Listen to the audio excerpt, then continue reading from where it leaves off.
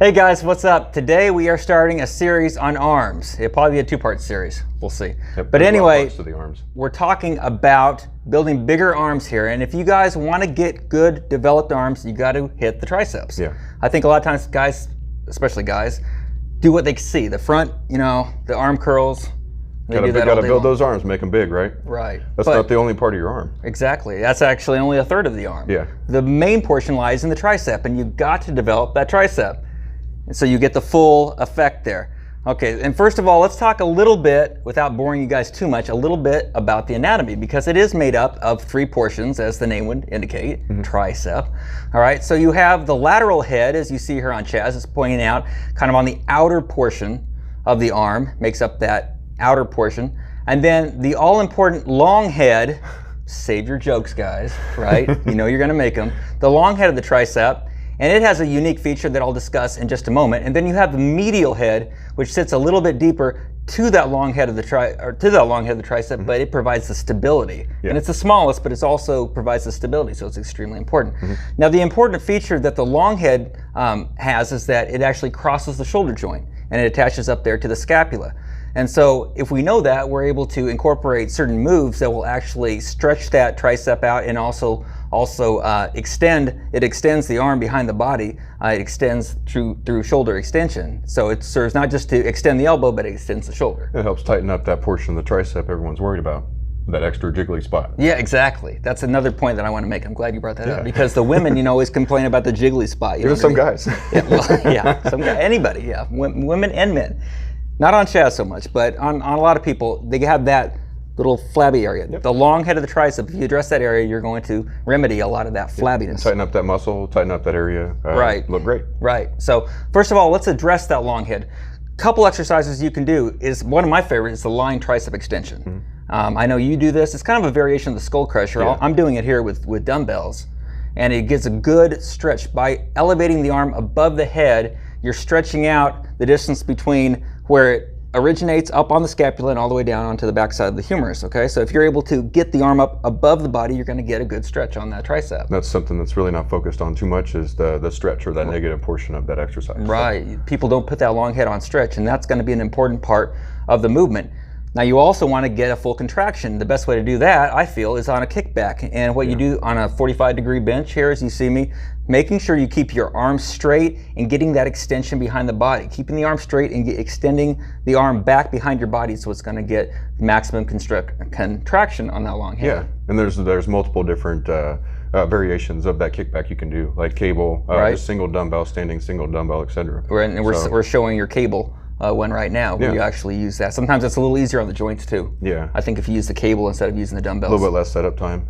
Yeah. Yeah. Exactly. So anyway, that's the long head of the tricep. Very, very important portion. So then we have the lateral head, and that can be done through the overhand grip press down. It's a fantastic way to hit it. Probably the most classic way. Yeah. And just doing that on just a straight bar here on the cable machine, straight arm press down. Make sure that you go into full extension, locking out the elbows. Good way to get full extensions to kind of lead yourself, so you have some leverage over your work. So just really utilizing that hip hinge like we were talking about last week. Hip hinge, and then again. Pressing straight down, because that actually gives you more of a full straight contraction through that move versus... Right. Or...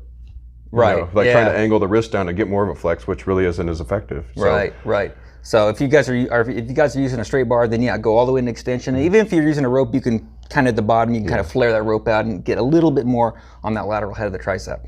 All right, and then finally, we got to look at the medial head. And the medial head, like I said, is more of a stability portion of the tricep complex, but it's extremely important. And one of the best ways you can do that is by this reverse grip pin press.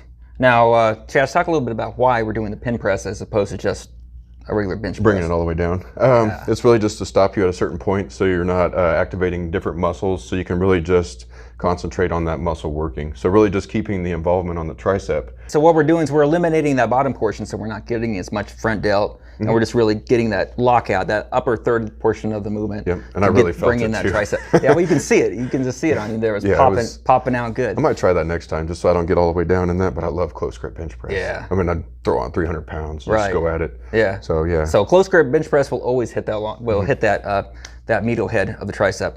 And then, of course, you can also do a reverse grip press down can also can also hit that too. Yes. And again, it's probably going to be a little less pressure, but I would say the biggest bang for your buck if you want to hit that medial head is going to be that reverse grip pin press. Yep. I mean, that's going to be fantastic. And also your shoulders may feel a little bit better if you're in that reverse grip if you have some sort of a shoulder impingement. Yeah. Sometimes that reverse grip will open up the shoulder joint, create a little bit more room in that shoulder for the structures to move. And you may find it feels better even just when you're doing your bench pressing. Even if you didn't have those in there and you brought that all the way down, you still wouldn't feel that discomfort as far as that reverse. So that is actually good. I should do that more. Yeah, so it's something I don't do enough of either. I did it a couple of times till I got up to like 225 when I was in public gym still, and I just I do it here and there, but just focus really on negative or like decline movements. So I need to do that more. Yeah, so guys, just doing the plain old press down, that's not going to develop the best tricep. You can develop better triceps if you incorporate variation, if you kind of understand what function the different portions of the tricep do. Yeah. And if you understand that, then you can just build a different arm, and you can build it quicker. So you'll have plenty of room, plenty of time left, rather in the summer, to go out and show off those guns. Yeah. I think isolating and just focusing on the different portions will help you kind of figure out how they're actually working and how to work them. Just going in, you'd be like, oh, I need to do this. So, and you don't feel it as much when you do a compound movement because everything's kind of working together. So when you incorporate those isolations, then you're like, oh, that's what's working this area. Yeah, you think you're working like just your chest or your triceps. You're like, no, you're working pretty much your whole upper body. Right. Yeah, you are. You're working. It's a lot of stress and strain if you're doing compound moves. So exactly. So guys, try this. Incorporate these different techniques. We're going to come back, do another series here, another video, a little bit more to kind of completely round out this whole picture, so you guys can build the best arms possible, so you can get to this point. An amazing tricep from the front, from the back. No matter what position you're looking at, your arms will be absolutely unbelievable. All right, guys, have a great week. We will see you soon. Take care.